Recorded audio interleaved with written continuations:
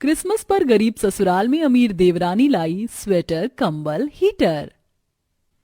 वाह माँ, देखो ये कितना बड़ा और अच्छा है। ये क्या है? देखो माँ, इस चीज के अंदर से तो गर्माई आ रही है। वाह, ये तो जादू है। देख लक्ष्मी, मेरी बहू कैसा अच्छा स्वेटर लेकर आई है, पहनते ही शरीर गर्म हो गया। गरीब घरवाले क्रिसमस के दिन तोहफे पाकर बहुत ही ज्यादा खुश हो रहे थे। ये 2-4 सर्दी की सहूलियत की चीजें उनके लिए किसी खजाने से कम नहीं थी, लेकिन इन्हें पाने के पीछे के आंसू और इनके मिलने की इतनी खुशी के पीछे ऐसी कौन सी गरीब जिंदगी थी। चलिए कहानी में पीछे चलकर देखते हैं। माँ, माँ, बहुत ठंड लग रही है।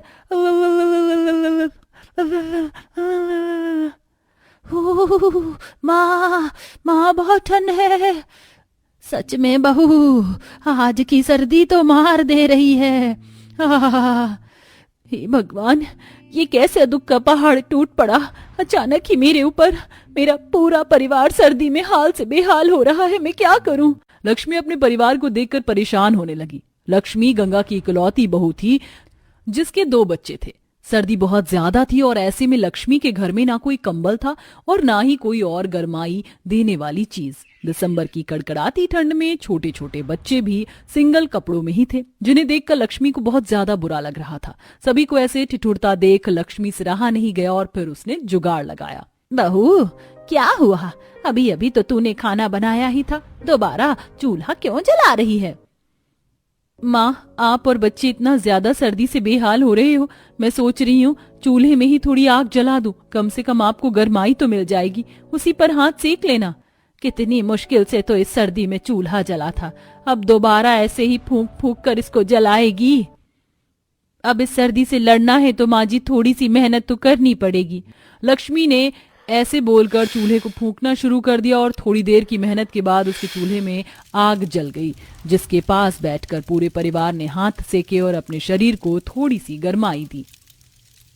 देखो तो माँ, गर्माई से इसके शरीर को आराम मिला तो ये सो गया।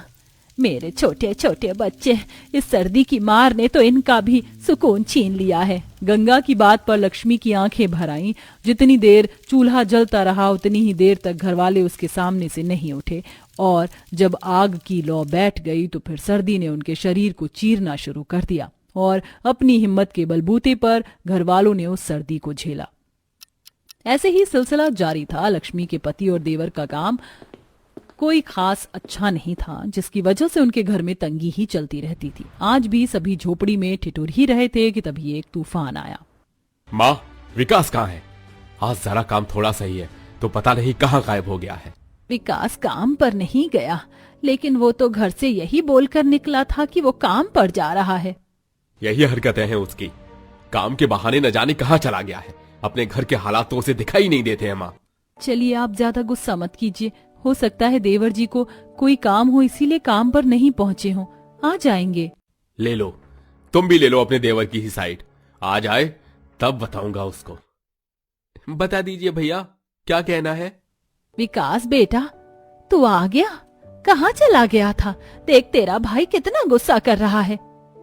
विकास, ये लड़की कौन है तेरे साथ? और ये माला सिंदूर क्या है ये सब कुछ? विकास बोलिए, देवर जी चुप क्यों हैं? भाभी, वो मैं। अरे क्या वो मैं? कुछ बताएगा भी? भैया, मैंने शादी कर ली। ये दिशा है मेरी पत्नी। तूने शादी कर ली और हमें इस बारे में बताना भी जरूरी नहीं समझा? हाँ माँ, मैंने नहीं बताया किसी को और दिशा ने भी इस बात को अपने परिवार से मेरी तरह राज में रखा हुआ है। जानते हो माँ, दिशा एक बहुत ही अमीर परिवार की लड़की है, लेकिन हो सकता था इसके अमीरी को सुनकर आप इस शादी के लिए हाँ नहीं करती या फिर दिशा के घर वाले नहीं मानते, इसीलिए मैंने ये कदम सभी की मर्जी के बिना उठाया। माँ, दिशा बहुत अच्छी लड़की है, मेरी मानिए, आप उसे एक मौका देकर देखिए। बच्ची के संस्कार तो इसकी शक्ल से ही झलक रहे हैं। ठीक है विकास, मैं दिशा को अपनाती हूँ, लेकिन बहू, हमारा घर तेरी बड़ी हवेली के एक कमरे के बराबर भी नहीं है, ऊपर से इसमें कोई सुख सुविधा भी नहीं है। तू हमारे साथ गुजारा कर पाएगी? जहाँ प्यार हो और विकास जी का साथ, वहाँ मैं फुटपाथ पर भी गुजारा करने को राजी हूँ। माँ जी, मैं रह लूंगी।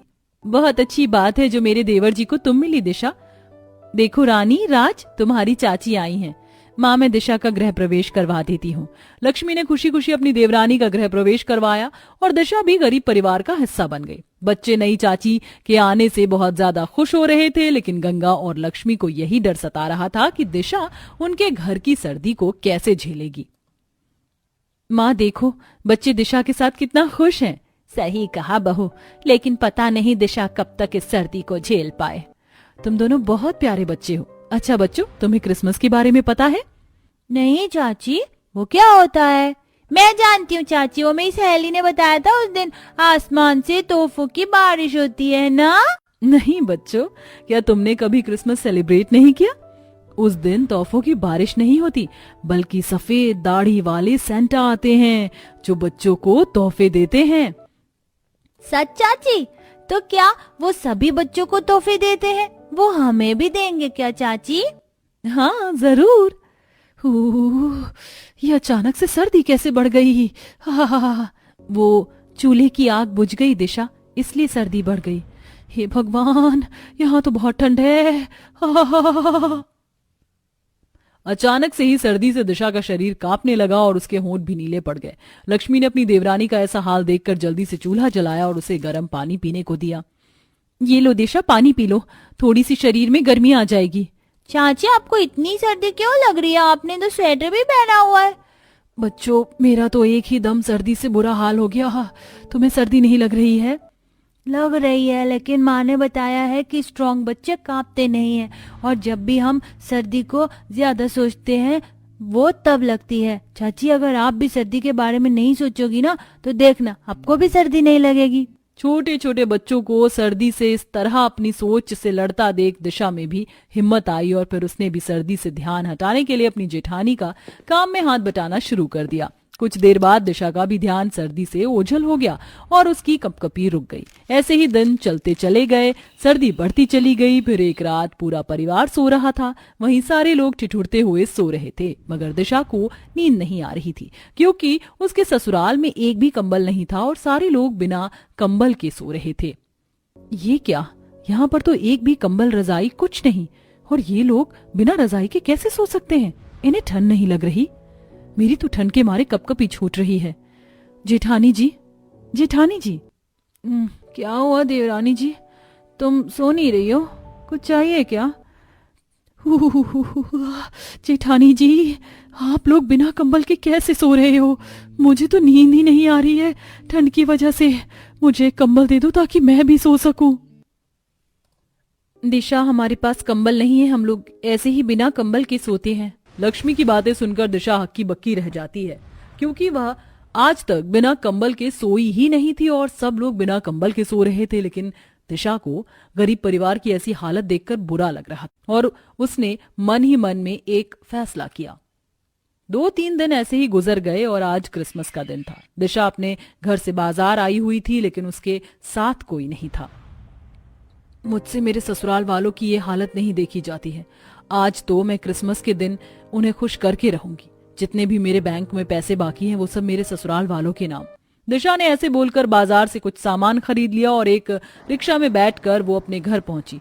घर में सभी ठिठुरे हुए एक कोने में आग जलाकर बैठे हुए थे। तभी दिशा घर में आई और चिल्लाकर बोली, मैरी क्रिसमस!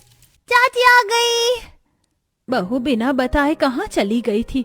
हम लोग पता भी है कितना परेशान हो गए थे इस सर्दी का इलाज ढूंढने। बच्चों, आज क्रिसमस है ना, देखो सेंटा ने कितने सारे तोहफे भिजवाए हैं तुम्हारे लिए।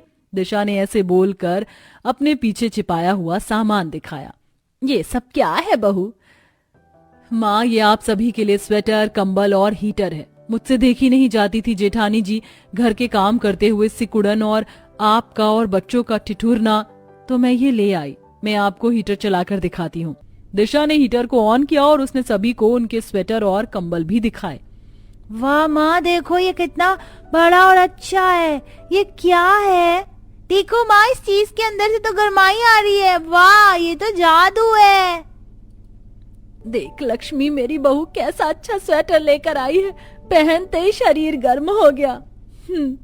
तुम्हारा बहुत बहुत शुक्रिया दिशा, आज तुमने मेरे छोटे छोटे बच्चों और परिवार को बहुत बड़ी खुशी दी है। देखो माँ, मेरा स्वेटर कितने अच्छे से मुझे आ गया, और मेरा भी। यही खुशी तो मुझे देखनी थी। आ जाओ बच्चों, क्रिसमस ऐसे ही खत्म नहीं होता, मैं केक भी लाई हूँ, चलो क्रिसमस का केक काटते हैं। दिशा के बुलाते ही बच्चे केक काटने उछलते हुए आ गए और उन सभी ने केक खाकर अपना क्रिसमस सेलिब्रेट किया। छोटी छोटी चीजों ने पूरे परिवार के चेहरे को खिला दिया था। लक्ष्मी ने इस खुशी को देने के लिए अपनी देवरानी को गले लगा लिया और कुछ इस तरह खुशी खुशी गरीब परिवार का क्रिसमस बीता।